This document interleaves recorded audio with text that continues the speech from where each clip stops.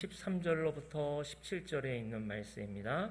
신약성경 마태복음 3장 13절로부터 17절에 있는 말씀을 저와 여러분께서 한 목소리로 천천히 함께 봉독하시겠습니다. 마태복음 3장 13절입니다. 함께 봉독합니다. 이때 예수께서 갈릴리로부터 요단강에 이르러 요한에게 세례를 받으러 하시니 요한이 말려 이르되 내가 당신에게 세례를 받아야 할 터인데 당신이 내게로 오시나이까? 예수께서 대답하여 이르시되 이제 허락하라. 우리가 이와 같이 하여 모든 의를 이루는 것이 합당하니라 하시니 이에 요한이 허락하는지라. 예수께서 세례를 받으시고 곧 물에서 올라오실새 하늘이 열리고 하나님의 성령이 비둘기같이 내려 자기 위에 임하심을 보시더니 하늘로부터 소리가 있어 말씀하시되 이는 내 사랑하는 아들이요 내 기뻐하는 자라 하시니라. 아멘. 오늘은 신약성경 마태복음 3장 13절로부터 17절 말씀을 통하여 약속을 이루시기까지라고 하는 제목으로 말씀을 증거하도록 하겠습니다. 오늘 이 말씀이 이제 어떻게 보면 결론되는 말씀인데요. 이렇게 시작되게 된 배경을 먼저 설명드리고 그리고 나서 오늘 이 마태복음의 말씀에 한 번 더 집중해 보도록 하겠습니다. 오늘 이 말씀 올 때 그 계기가 된 말씀은 요한계시록 12장 1절부터 있는 말씀이었습니다. 거기에 어떻게 보냐면 하늘에 큰 이적이 보이니 해를 옷 입는 한 여자가 있는데 그 발 아래에는 달이 있고 그 머리에는 12별의 관을 썼더라 하는 요한계시록의 말씀이 있고요. 그리고서 이렇게 내려가다가 4절쯤 보면은 이런 말이 나옵니다. 용이 해산하려는 여자 앞에서 그가 해산하면 그 아이를 삼키고자 하더라라고 하는 표현에 그럼 이게 뭘까? 그래서 차근차근 살펴보면 계시록 12장 1절에 나와 있는 한 여자가 나오는데요. 여자가 해를 옷 입고 있고요. 다리 쪽에는 이제 달이 있고 또 그 머리에는 12별의 관을 썼다고 할 때 이것을 어떻게 이해할까? 그때 우리는 창세기 37장 9절로부터 10절 말씀을 떠올릴 수 있습니다. 요셉이 꿈을 꾸었는데 요셉이 다시 꿈을 꾸고 그 형들에게 말하여 이르되 내가 또 꿈을 꾼즉 해와 달과 11별이 내게 절하더이다 하니라. 그가 그 꿈을 아버지와 형들에게 말하매 아버지가 그를 꾸짖고 그에게 이르되 내가 꾼 꿈이 무엇이냐? 나와 내 어머니와 내 형들이 참으로 가서 땅에 엎드려 내게 절하겠느냐? 요셉이 꿈을 꿨는데 처음에 꾼 꿈은 곡식 단에 대한 꿈이었죠. 형들하고 같이 있는데 형들의 단이 자기에게 절하는 거를 꿈을 꿨어요. 근데 이분이 그냥 알고서는 이게 무슨 꿈인가 혼자 고민하면 좋았을 텐데 이걸 형들에게 막 얘기를 하니까 형들이 이제 아주 화가 좀 많이 났어요. 아마도 그 의미를 알겠죠. 그럼 뭐야? 우리가 너를 섬긴다는 거야? 그런데 아주 유사한 꿈인데 좀 차원이 다르면서 아주 스케일이 큰 꿈인데 이번에는 해와 달과 그 별들이 자기에게 절을 하는 거를 꾸었더니 이 아버지 야곱이 들었겠죠. 그러더니 아버지가 이걸 딱 듣더니 하는 말이 너 이 꿈이 뭐냐? 그러면 그 꿈대로 한다면 나랑 네 엄마랑 그리고 네 형들이 다 너한테 전한다는 얘기 아니냐? 하고서는 아버지도 화를 내릴 정도의 꿈이었어요. 근데 이 아버지가 나중에 우리가 잘 알고 있듯이 우리가 그분의 이름이 야곱이 이스라엘이 되지 않습니까? 그리고 그 이스라엘에 나온 12아들이 12지파가 되어지는 것. 그러면 이 여인이 해를 옷 입고 있고 그 발 아래 달이 있고 12별의 관을 썼을 때 그럼 우리는 그럼 이 여성분은 이스라엘인가 보다. 그래서 그 이스라엘이 지금 뭔가 여기 보면 계시록 12장 2절에 아이를 베어 해산함에게 되매 아파서 애를 쓰고 부르짖더라. 이 여성이 이제 아이를 낳는 산고해를 겪는 그런 부분인데요. 이게 구약성경 이사야서 26장 17, 18절을 제가 잠깐 요약해서 올리면 이와 같습니다. 이런 건데요. 여호와여, 잉태한 여인이 산기가 임박하여 산고를 겪으며 부르짖음 같이 우리가 주 앞에 그와 같으니이다. 우리가 잉태하고 산고를 당하였을지라도 바람을 낳는 것 같아서 땅에 구원을 베풀지 못하였고 세계의 거민을 출산하지 못하였습니다 라고 하는 이사야서의 고백이 나와요. 마치 이런 거죠. 이스라엘이 해산을 하는, 출산을 하는 여성과 같은데, 이사야서의 여기 26장에서는 아이를 낳고 싶지만 아이를 못 낳아요. 아이를 낳기를 원하는데 마치 바람이 나오는 것 같아서, 그런데 그 표현을 땅에 구원을 베풀지 못하였고 세계의 거민을 출산하지 못하였나이다. 고통 가운데 있는 이야기가 나옵니다. 이 배경은 아수르에게 지금 고통을 당하는 이스라엘에게 이사야서를 빗대우면 도대체 누가 이 고통 가운데에서 이 고통을 해결해 줄 수 있겠습니까? 과연 누가 우리를 이 고통 가운데 끄집어내어 줄 수 있겠습니까? 라고 할 때 그 이사야서에서는 비명을 지르며 고통을 호소하지만 이 계시록에서 보면 그 아이가 해산하게 되어서 나오죠. 그리고서는 용이 또 등장을 합니다.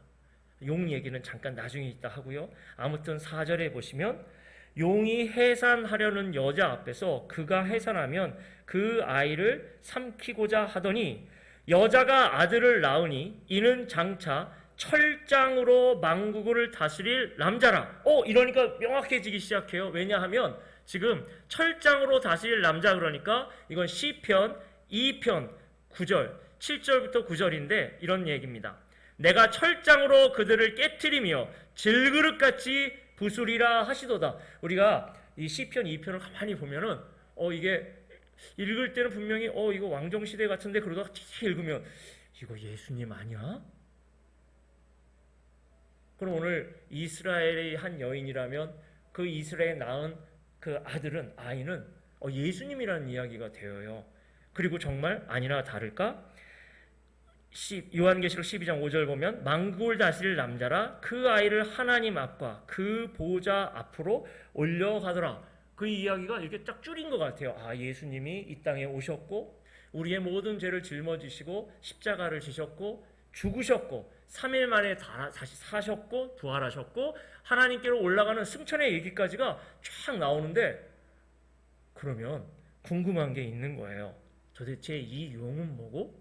이 용이 그 여자가 낳으려고 여자 앞에서 그가 해산하면 그 아이를 삼키고자 한다. 이 의미가 도대체 뭐지?가 궁금했습니다. 이게 뭐지? 용이 도대체 뭐야? 자, 그러면 용의 정체를 봐야겠죠? 이 부분도 요한계시록 12장 9절에 나오는데요. 이와 같습니다. 큰 용이 내쫓기니 옛뱀 곧 마귀라고도 하고 사탄이라고도 하며 온 천하를 꿰는 자라. 그가 땅으로 내쫓기니 그 사자들도 그와 함께 내쫓기니라. 하늘에서 전쟁이 있는데 미가엘과 그의 천사장 미가엘과 그의 사자들과 이 용과 그들의 그 졸개들이 전쟁을 하는데 당연히 미가엘 천사 이쪽 진영이 이겨요. 그러면 하늘에 있던 용이 어떻게 됐습니까? 땅으로 뚝 떨어지겠죠. 그래서 땅과 바다 쪽에 그들이 이제 시간이 얼마 남지 않았어요. 용은 심판받을 수밖에 없거든요. 그러면 그 남은 시간 가운데 악착같이 할 수만 있으면 미혹해서 하나님이 사랑하는 성도들을 어떻게든지 넘어지게 만들려고 하거든요. 그런데 그 역사가 아주 오래됐다는 것입니다. 이 얘기를 잠깐 살펴보려면 이제 어디까지 올라가냐면요. 여러분 여기 보시면 아까 용, 옛 뱀, 마귀, 사탄 나오는데 뱀은 뱀인데 이름을 옛뱀이라고 해요. 왜 옛뱀일까요? 창세기 3장에 나오는 그 뱀이 이놈이에요. 이놈의 이름이 용이고 이놈의 이름이 마귀고 이놈의 이름이 사단이라는 거예요. 근데 이 녀석은 천하를 꿰는 놈, 언제나 미혹하고 하나님의 사람들을 힘들게 하는 게 아주 그냥 주 목적인 녀석이었죠. 자, 첫 번째 인류의 조상이라고 할 수 있는 아담과 하와도 역시 미혹하게 만들었어요. 그리고서 하나님께서 먹으면 죽는다라고 하는 그 열매, 선과 악을 알게 하는 나무의 열매를, 자, 근데 여러분 잘 보세요. 뱀은 따먹지 않았어요. 말했을 뿐이에요. 따먹은 건 누구죠? 하와가 시작했고 그 남편 아담이 먹었어요. 그러면 직접적으로 죄를 진 건 누군가요? 그 하나님의 형상과 모양대로 지음받은 그 사람이에요. 사단은 늘 이런 식이에요. 직접 나서기보다는 언제나 그 일을 이루도록 하는 건 하나님의 사랑을 받고 하나님께서 관심 갖고 있는 그 사람을 통해서 미혹을 하려고 해요. 자, 이게 이놈들이 생존하는 비결입니다. 좀 더 구체적으로 설명하면 창세기 3장 15절에 하나님이 내가 너로 여자와 원수가 되게 하고 내 후손도 여자의 후손과 원수가 되게 하리니 여자의 후손은 내 머리를 상하게 할 것이요 너는 그의 발꿈치를 상하게 할 것이니라 하시고, 여러분 믿지 않으시겠지만 이 사단이라는 놈이 하나님 말씀을 진짜 잘 믿는 것 같아요. 왜요? 여자의 후손이 기필코 올 것을 알아요. 그러면은 자기가 이제 어떻게든지 살아남으려 그러면은 어떻게 하면 될까요? 요거에 어떻게 살아남는지 보세요. 하나님의 형상과 모양되어 지으신 사람을 하나님은 사랑하시고 끝까지 사랑하시기로 하나님은 이게 아주 마음에 품으셨죠. 이거 안 반론하는 사랑의 하나님 이야기예요. 그런데 하나님은 공의의 하나님이시기도 하셔서 죄에 대해서는 이게 허락지 아니하시고 심판하시는 하나님이에요. 자, 그러면 만약에 하나님이 끝까지 사랑하시라고 하는 존재가 있는데 그들이 죄를 지면 어떻게 되죠? 하나님은 공의의 하나님이시니까 이들을 다 섬멸하셔야 될까요? 그러면 사랑의 하나님이 아니신데요? 그럼 거꾸로 사랑의 하나님 아니야. 그러면 이게 끝까지 사랑하셔야 되는 하나님과 죄가 있으면 심판하셔야 되는 하나님 중에 둘 중에 하나가 분명히 어그러지게 만들었어요, 지금. 왜냐하면 그 하나님의 사랑하는 존재가 죄를 지었기 때문에. 그러면 사단이라는 놈이 살아남는 법은 계속해서 참수하면 돼요. 어떻게? 하나님은 공의의 하나님이시지 않습니까? 저 사람을 보세요. 하나님의 형상과 모양대로 지음받은 저 사람이 지금 죄를 짓고 있어요. 하나님 어찌하여 왜 심판하지 아니하십니까? 그러다가 또 한편으로 또 찔러야죠. 그래도 하나님은 사랑의 하나님이시니까 어떻게 용서를 베풀지 않으셔? 막 이러면 하나님은 심판을 하셔야 되는 건 분명한데 끝까지 사랑하셔야 되는 그 상황 속에서 이 공간이 약간 생기게 되죠. 이 긴장감. 요게 사단이 살아남는 법입니다. 그러니까 얘는 계속해서 참소만 하면 돼요. 그리고 하나님의 사랑하는 존재들이 계속해서 하나님을 떠나도록만 만들 수만 있다면 생명 연장의 꿈, 그걸 이룰 수 있는 거예요. 어떻게든지 이 사람들을 넘어뜨릴 수만 있으면. 그럼 하나님 앞에서는 하나님은 이들이 내게로 돌아와 회개하고 정말 온전케 되어지기를 원하시는 사랑의 하나님, 하지만 심판하시는 하나님의 이 긴장 속에서 지금 우리 하나님은 이제 어떻게 하실까? 그런데 하나님이 그때 말씀하신 거예요. 여자의 후손이 올 거예요. 그 여자의 후손이 뱀의 머리를 꽝 밟으실 겁니다. 그럼 오늘 여기서 우리가 좀 깊이 있게 볼 말씀은 예수님이 하셨던 말씀인 것 같아요. 뱀같이 지혜롭고 비둘기같이 순결한, 뱀이 어떤 식으로 움직이는지 좀 아시고 비둘기처럼 순결한 게 어떤 것인지를 우리가 한번 확인해 보도록 하겠습니다. 아담과 하와가 동침하여졌고요. 이제 그게 창세기 4장 1절 말씀인데요. 아담이 그의 아내 하와와 동침하매 하와가 임신하여 가인을 낳고 이르되 내가 여호와로 말미암아 등남하였다. 여러분 여기서 지금 이 말씀의 강도가 엄청 센 건데요. 뭐냐면 말미암아 등남하였다. 내가 여호와로 말미암아 등남하였다라는 말씀은요. 그냥 아들 낳았어요. 기뻐요. 이 정도가 아니라 이분들은 인류 최초의 사람이었고요. 하와는 최초로 인간을 낳는 사람인데 이게 성경에는 어떤 표현이냐면은 제가 하나님으로 인하여서 사람을 창조하였습니다라고 하는 그 창조의 단어가 여기, 이 창조의 단어는 원래 인간에게 속하면 값을 지불했습니다 이 정도지만 이게 하나님하고 딱 이 단어가 만나면 창조의 단어가 나오는데 이게 최초의 여성인 하와가 하나님으로 말미암아 제가 인간을 창조했습니다. 하나님께 영광 돌리는 바로 그 단어가 되어져요. 그래서 이 단어 히브리어 단어가 카나인데 그걸가 사람 이름이 돼서 가인이 돼요. 그러니까 가인이라고 하는 이름은 하나님을 송축하는 찬양의 이름이 있는 것입니다. 그러니까 굉장히, 근데 이 아버지 어머니 입장에서 보세요. 하나님께서 여자의 후손이 있을 거라고 말씀하셨잖아요. 그러면 인류에 1호 여자의 후손이 태어난 거예요. 얼마나 기대했겠어요. 하나님은 이 가인이라고 하는 일을 통해서 어떤 구원을 이루실까? 하나님의 약속의 말씀이 있었을 때, 그런데 또 감사하게도 하나님이 1호뿐만 아니라 2호도 허락하셨어요. 아벨. 그러면 진짜 여자의 후손이 태어났으니까 이제 이 인류는 하나님으로부터 용서받을 수 있는 길이 열릴 것 같아요.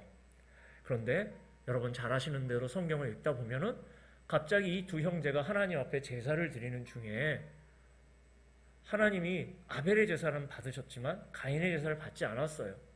이 이야기도 한참 지난 것이기 때문에 하면 시간이 많이 될 거니까 줄여서 하면, 어찌됐든 그것 때문에 가인은 마음에 아주 이상한 게 들어오기 시작합니다. 창세기 4장 7절, 내가 선을 행하면 어찌 낯을 들지 못하겠느냐? 선을 행하지 아니하면 죄가 문에 엎드려 있느니라. 죄가 너를 원하나 너는 죄를 다스릴지니라. 뭔진 모르지만 한 가지 생각해 볼 수 있는 건, 지금 오늘 가인의 제사 가운데는 하나님 앞에 선이 아닌 다른 게 들어왔어요. 그리고 하나님께서 그걸 알려주기를 원하셨죠. 그런데 가인에게는 하나님의 소리가 들리지가 않아요. 마치 과거 자신의 부모님이 선과 악을 알게 하는 나무의 열매를 먹지 말라, 죽는다 라고 이야기하는데 그 말이 들리지 않았던 것처럼, 오늘 하나님이 가인아, 죄가 너를 원하지만 지금 죄가 이렇게 웅크리고 있어가지고서는 마치 사자가 돼서 잡아먹으려고 하는 것처럼 이렇게 기다리고 있는 거예요. 너는 죄를 다스려라. 근데 가인이 여자의 후손 넘버 1이 넘버 2를 죽여요. 그 부모님 입장에서는 이게 어떤 거로 들리세요? 하나님이 보셨을 때는 어떤 것 같으세요? 여자의 후손이 여자의 후손을 죽였어요. 소망이 끊어진 것처럼 보여요. 하나님의 약속은 도대체 그러면 어떻게 이루어질 수 있을까요? 이후로 사단이라고 하는 이놈은 절대로 직접 전면에 안 나서온 상태로 여자의 후손들이 계속해서 나타나지 못하도록, 죄악 가운데 있도록 인간을 크게 타락을 시키죠. 하나님은 정말로 힘이 드셨던 것 같아요. 결국은 물로 심판을 하십니다. 오직 남겨진 자가 있었는데 노아 그 가족이었습니다. 노아 당시 홍수 심판 이후로 그 남은 자가 되어졌고, 시간이 흘러, 자 그러면 이제 여자의 후손 이후를 계속 추적해야겠죠. 분명히 여자의 후손은 오는데 하나님은 어떻게 하실까 열심히 보는데 하나님이 한 사람을 주목해요. 그의 이름이 아브라함입니다. 그 아브라함이 하나님께 약속받은 게 크게 3가지가 있지만 그 중에 대표적인 것 딱 하나가 바로 그 씨입니다. 내가 너 씨로. 그러니까 그러면 이제 범위가 좀 좁아지는 게 보이고, 사단 입장에서는 온 인류 전체였는데 노아 쪽을 주목해 봤는데 그 후손 중에 하나님이 아브라함을 주목하시니까 이놈들도 아브라함 쪽을 눈여겨봅니다. 그리고 그 아브라함 이후에 있는 일들을 가만히 보면 아브라함, 이삭, 야곱으로 연결되는데, 아브라함, 특별히 하나님께서 이 씨를 허락해 주시는 네 몸에서 날 그 다음 아들은 사라를 통해서 낳는다고 약속을 해줬지 않습니까? 그런데 성경 가만히 보세요. 사라가 다른 사람이랑 결혼할 위기에 처해요. 하나님의 약속이 막 이상해지는 것 같아요. 이삭의 아내 리브가가 갑자기 다른 사람하고 막 결혼하려고 막 그런 위기가 찾아와요. 하나님이 지켜주지 않으면 이 후손들이 갑자기 뚝뚝 끊길 수 있는 위험한 상황이 있을 때마다 하나님이 보호해 주시죠. 신기하게도 한쪽에서는 말살, 죽이려고 하는 정책이, 없애려고 하는 정책이 있고, 한쪽에서는 어떻게든지 살리시고 보호하는 일들이 이렇게 있어요. 야곱, 아까 전에 그 야곱 얘기하다가 요셉 이야기 했지 않습니까? 요셉이 꿈을 딱 꿔요. 그러면 이제 거기다가 꿈을 꾸는데 아버지가 채색옷같이 입히네요. 그러니까 주목하죠. 그러면 아니라 다를까 성경에서는 그 다음 얘기가 뭐냐면 죽이려고 하는 계획이 나오죠. 요셉이 꿈을 이야기하고 했을 때 형들이 저기 꿈꾸는 자가 온다. 정말 꿈이 이루어질까? 죽일 계획을 세우다가 그것까지는 말자 하고서는 노예로 팔아버립니다. 근데 놀라운 건 죽이려고 하는 계획, 그의 인생을 완전히 처참하게 망가뜨리려고 하는 계획, 정말 진행은 노예로 팔렸고 감옥살이하고 그런데 이 멸망, 죽일 계획이 조금 있으면은 구원의 계획으로 확 돌변해 버립니다. 그가 그곳에 갔기 때문에 오히려 훗날 자신의 가족 70여 명을 구원하는 역할을 맡게 되죠. 그런데 또 성경을 창세기 후반부를 가만히 보면 주인공이 요셉인 줄 알았는데 가만히 보시면요, 여러분, 주인공이 유다예요. 유다가 주인공이에요. 요셉이 왜 그렇게 됐을까? 유다를 보호하기 위해서 하나님께서 이렇게 감싸 안아주신 거예요. 근데 우리가 한 가지 분명히 짚고 넘어가야 될 게 있는 게요, 전 세계 인구가 70억, 80억 뭐 그 이상이 된다고 해도 하나님께서 그 사람을 만나실 때는요, 언제나 1대1로 만나주십니다. 여기 계신 분이 뭐 수백 명이 되시든 수천 명이 되시든 한 명이 되시든 상관없어요. 하나님은 언제나 1대1로 만나주세요. 근데 사단은 그 정도 능력이 없죠. 우리가 오해하는 게 있어요. 사단은 그 정도까지 힘이 없어요. 그러면 얘네들은 어떻게 해야 돼요? 이게 우리 현대사회에서 우리가 쓰는 표현을 보세요. 효율성, 소수를 가지고 대부분의 것들을 커버할 때 어떻게 해야 할까? 우리 학교에서 경영학이나 이런 거 배울 때 비슷한 게 나와요. 저는 그래서 이 지혜가 때로는 하나님의 지혜일 수도 있지만 이 교묘하게 하는 것들이 이 뱀의 전략하고 참 유사해요. 어떻게 거꾸로 틀릴까? 지도자 한 사람 잡아낼 때, 문화의 정점에 있는 사람 하나, 하나님 외에 다른 것을 싹으로 돌려 우상숭배 만들 수 있는 그 핵심 하나로 그 많은 사람들을 헷갈리게 만들어요. 얘네들의 그예요. 하나님은 그렇지 않으시죠? 하나님은 한 분 한 분에게 찾아와 그 마음을 두드려 주시고 그 한 분 한 분에게 그 소리에 귀 기울여 주시고 사랑하세요. 이게 하나님이랑 이 녀석들의 차이예요. 자, 우리가 잘 알고 있듯이 자, 애굽으로 넘어갔습니다. 애굽으로 갔는데 시간이 흘러서 이스라엘 자손이 세상에, 이건 추정이지만 학자들은 대략 200만 명 정도는 되는 것 같다. 여러분, 근데 70명이 200만 명이 된다고 하는데 이게 우리가 볼 때는 400년 동안 200만 명? 어마어마하게 진짜 크게 는 거예요. 그러면은 사단이 200만 명 커버할 수 있을 것 같으세요? 우리는 그럴 수도 있을 것 같다 그러는데 그 다음 얘기를 가만히 보면 이게 잘 보세요. 바로가 이스라엘 자손 중에 사내 아이를 죽이는 이야기가 나와요. 근데 거기서 지혜 대 지혜 싸움이 보여요. 바로가 이 녀석들도 머리가 좋아요. 잘 보세요. 산파에게 야, 히브리 산파 너희들 이제 가가지고 만약 산모가 아이를 낳을 때 되면은 이게 여자 아이면 살려주지만 사내 아이면, 근데 산모 입장에서 여기 여성분들이 많으니까 금방 아실 것 같아요. 산모 입장에서 아이를 낳을 때 아이 상태를 곧장 보기가 좀 쉽지가 않잖아요. 근데 만약 산파가 정말 악한 마음을 먹고 사내 아이 숨만 좀 못 쉬게 하면은 이럴 수 있는 거예요. 아우, 고생하셨지만 아이가 죽었어요. 이래버리면은 그 엄마는 슬프겠지만 그걸 누가 알아요? 이놈들이 이렇게 머리가 좋아요. 근데 이 히브리의 산파들은 하나님을 두려워하고 하나님을 경외하기 때문에 나중에 이게 살려주죠. 바로에게 가서 보고하기를, 아니 히브리 산모들은 얼마나 힘이 좋은지 제가 가가지고 도착하기 전에 벌써 애를 다 낳았어요. 제가 어떻게 할 수가 없었습니다. 그러니까 이제는 강제로 사내 아이를 다 죽이는 것으로 이야기가 진행되죠. 사내 아이를 다 죽인다는 얘기는 뭡니까? 우리는 볼 때 역사적으로 그렇게 했나 보다 싶지만 아까 전에 이 보이지 않는 이 악한 녀석들을 가만히 보면 이스라엘을 아예 말살시켜버리려고 하는 거예요. 200만까지 이게 막 인구가 번성했는데 만약에 사내 아이들을 싸그리 다 죽여버리면 여기는 더 이상 뭐 살 길이 없지 않았습니까? 그런데 하나님은 그 가운데 한 명을 남겨주셨고 그 이름이 모세이고 그 모세가 나중에 쓰임을 받아 그들로 출애굽을 시키게 만들죠. 이런 얘기하면은 한도 끝도 없이 시간이 흘러가니까 시간을 건너뛰겠습니다. 자, 출애굽해서 광야로 가서 광야에서 가나안 땅에 들어가가지고 왕이 세워졌습니다. 사울 왕이 세워지고 다윗 왕이 세워지는데 가만 보면은 사울 왕이 세워진 거랑 다윗 왕이 세워진 거랑 달라요. 사울 왕은 인간이 요청해서 세워진 왕이고 다윗 왕은 하나님이 직접 선택하시고 하나님이 기름 부어 주신 왕이에요. 그러나 중요한 건 사울도 하나님이 허락하셔서 기름 부었고 다윗도 하나님 허락하셔서 기름 부었어요. 근데 얘기를 가만히 보면 기름 부은 왕이 기름 부은 왕을 죽이려고 해요. 가인과 아벨 얘기 제 2탄인 것 같아요. 계속 죽는 얘기 나와요.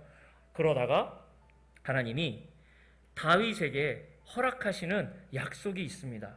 사무엘하 7장 12절에 다윗에게 약속해 주는 다윗의 언약이에요. 내 수완이 차서 내 조상들과 함께 누울 때에 내가 내 몸에서 날 씨를 내 뒤에 세워 그의 나라를 견고하게 하리라 라고 하나님이 다윗에게 약속을 해주세요. 자, 지금부터 약속을 하려다 보니까 여인의 후손 얘기 나왔고요. 쫙 시간이 지나서 아브라함의 씨, 아브라함의 후손 얘기가 나오고요. 그 후손 중에 이제 나중에 유다의 다윗이라고 하는 다윗 왕가에게 하나님이 그 약속의 씨, 자손을 계속해서 말씀해주고 계시는 거예요. 범위는 줄어들어요. 전체 인류에서 여자의 후손 중에 아브라함을 그리고 그 유다의 나중에 다윗 가문을 하나님께서 이렇게 주목하시는 게 보이시죠? 그러면 이놈들도 주목하는 거예요. 그럼 이제 보십시오. 어떤 얘기가 또 있는지. 여호사밧의 아들이 여호사밧이라는 왕이 왜 그러셨는지 모르겠는데 아무튼 아합 왕과 이세벨이라고 하는 그 아주 그냥 악독한 것의 딸 아달랴랑 혼인을 맺게 만들어요. 이게 남유다 북이스라엘의 뭐 혼인 정책이었는지 모르겠는데 이 얘기가 나중에 어떻게 되냐면은 이 아달랴라고 하는 이 딸이 엄마 이세벨보다 더 무섭습니다. 자기가 왕권을 차지하고 싶은 거예요. 왕권을 차지하고 싶으면은 어떻게 하면 될까요? 그래서 다윗 왕가의 후손들을 속속들이 찾아가가지고 다 죽여요. 다 죽입니다. 거의 죽었어요. 근데 열왕기하 11장 보면 요아스라고 하는 사람이 6년 동안 숨어 지내다가 살아남아서 남유다 왕이 돼서 혈통을 이어갑니다. 보시면 전체 전멸되다가 한 명 살아남고 이 얘기가 여러분 이게 역사적으로 이렇게 나온 성경의 실질적인 이야기인데 이게 우연이라고 생각하십니까? 그냥 이래가지고서는 그냥 죽었나 봐. 사람의 그 욕망 때문에 그냥 역사적으로 나 왕권 차지할래 그러다 죽였나 봐. 인간의 탐욕이 분명히 있어서 그 역사를 흐르는 건 맞지만 그 뒤에서 뭔가 이렇게 부채질하는 놈이 분명히 있는 거 안 보이세요? 그래야 여자의 후손 자신의 머리를 깨부술 그 존재가 나오질 않을 테니까 내 생명이 조금이라도 연장될 수 있을 테니까 그럼 어떻게 하면 돼요? 하나님의 사랑하는 그 사람들 안에 있는 죄악과 탐욕을 계속 부채질해서 하나님의 약속과 말씀에 역행하도록만 만들면 돼요. 그리고 참소만 하면 되죠. 저놈이 저런 죄를 저질렀어요. 하나님 심판 안 하세요?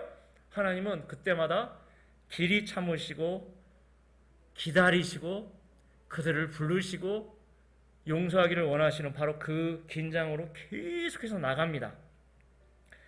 남유다가 아까 전에 그 혈통이 그나마 이어졌지만 북이스라엘은 이미 아수리아에게 망하고요.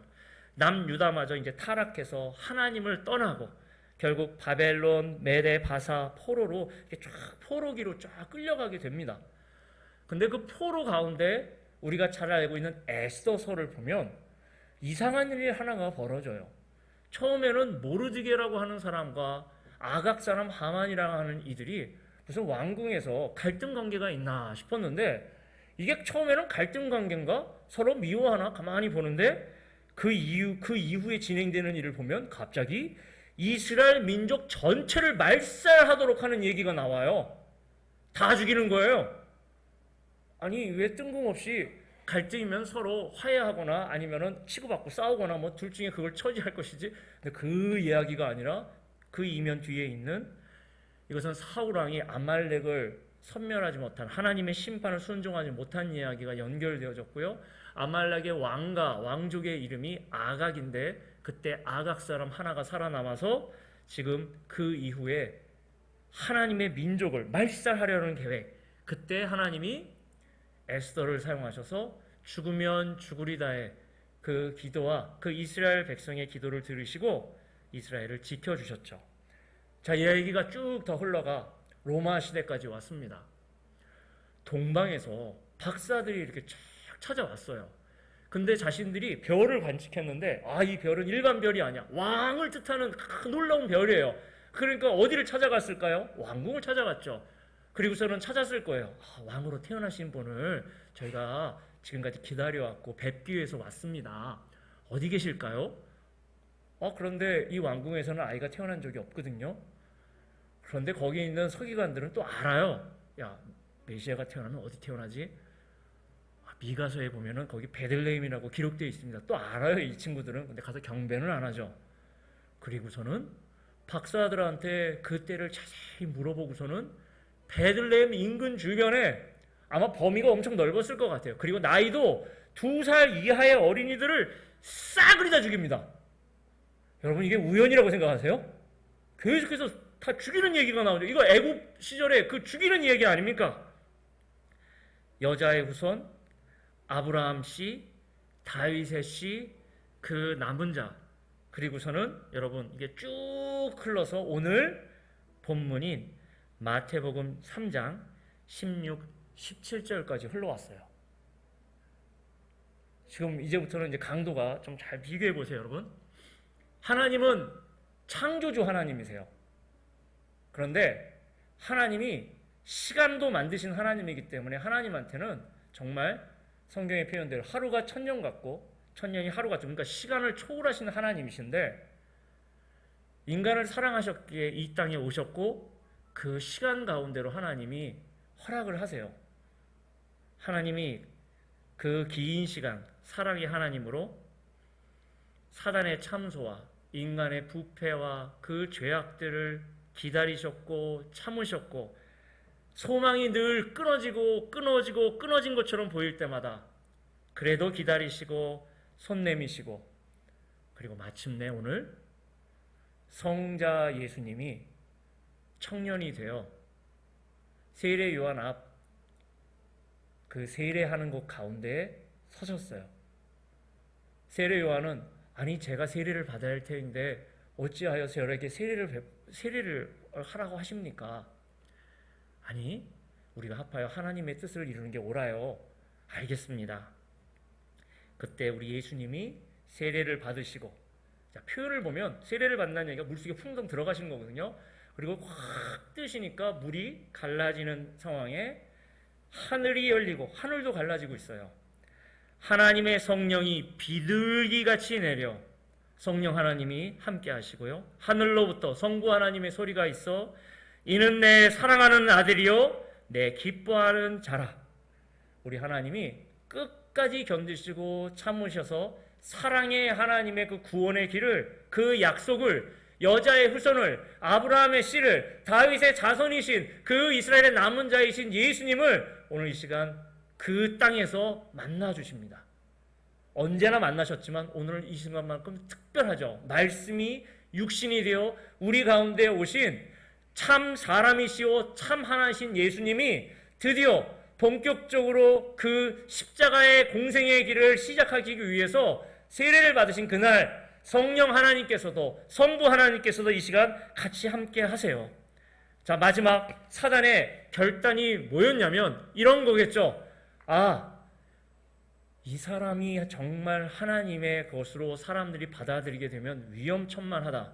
그러면 하나님의 사랑하는 그 사랑 존재인 사람이 하나님이 보내신 이 구원자를 직접 죽인다면 하나님과 사람 사이는 완전히 끝나버리겠고 더 이상 여자의 후손은 기대할 수 없을 거야. 그런데 그 놀라운 그들의 기가 막힌 계획이 온 인류를 구원하시는 십자가의 사건, 죽이셔야 되는 하나님과 어떻게든 살리셔야 되는 공의의 하나님과 사랑의 하나님이 만나는 그곳이 십자가가 되어집니다. 그거를 처음 만난 장소가 오늘 우리의 본문이었어요. 하나님이 그처럼 그 창세기 때부터 기다렸던 시간, 끝까지 참으셨던 기간. 사랑하는 성도 여러분, 하나님은 포기하지 않으셨습니다. 내용을 가만히 보다 보면은 죽은 얘기가 어마어마하죠. 소망이 끊겨진 것처럼 보여요. 약속이 끊어진 것처럼 보여요. 그런데 하나님은 포기하지 않으셨습니다. 우리도 살아가면서 힘드신 순간이 있습니다. 때로는 이제는 소망이 없어. 끝난 것 같아. 네, 여러분, 우리는 예수 그리스도 안에서의 하나님의 자녀로 오늘 이때까지 우리를 참아주시고 기다려주시고 끝까지 포기하지 아니하시고 우리와 함께 하시는 그 하나님의 사랑, 그 십자가에서 죽기까지 하나님 아버지의 말씀에 순종하셨던 그 예수님의 사랑, 그리고 오늘도 우리와 함께 하시면서 살아계신 하나님의 말씀을 우리 가운데 심겨주시고 자라게 하시고 열매 맺게 하시는 성령 하나님의 사랑. 여러분, 인류의 죄 가운데는 이렇게 피가 흐르고 있습니다. 때로는 눈물과 소망이 끊어지는 모습도 보이기도 합니다. 그런데 하나님은 포기하지 않으셨고 우리 예수님은 기필코 그 가운데 승리하셨습니다. 오늘 어떤 가운데 어떤 조건에 있다 할지라도 우리 귀한 성도님들 오늘 하루뿐만 아니라 이후에 주 예수 그리스도 안에서 언제나 새롭게 되시며 소망을 가지시고 승리하시는 귀한 성도님 되시기를 주님의 이름으로 축복합니다. 아멘. 이 시간 같이 함께 우리 주님 크게 부르며 주여 내가 어떤 상황 가운데 있더라도 포기하지 아니하기를 원합니다. 새로운 힘을 허락하여 달라고 우리 하나님의 마음, 예수님의 마음을 함께 보시며 함께 같이 주님 크게 부르고 같이 함께 기도하시겠습니다. 주여! 주여! 주여! 오 하나님 아버지, 이 시간 주의 말씀을 기억하며 나아가기를 원합니다. 하나님, 이 시간 우리가 주의 마음을 아프게 하고 하나님의 눈물을 지게 만들었던 모습이 있다면 이 시간 용서하여 주옵시고, 하나님 이 시간 하나님께로 돌이키기를 원합니다. 주여 도와주시옵소서. 하나님께로 돌이키기를 원합니다. 하나님의 마음의 합한 자로 서기를 원합니다. 우리 예수 그리스도의 사랑을 알기를 원합니다. 포기하지 않는 하나님의 사랑을 알기를 원합니다. 아버지여, 진실로 포기하지 않는 그 사랑과 소망을 붙기를 원하며 아버지 이 시간 예비하며 찬양하는 심령들마다 주여 베풀어 주시옵소서. 깨기를 원합니다. 다시 한번 회복되어지기를 소원하오니 약속을 이루시기까지 인내하시고 참으셨던 하나님 아버지의 마음을 온전히 알고 나아가기를 원하오니 도와주시옵소서. 오 하나님 함께하여 주시옵소서. 역사하여 주시옵소서.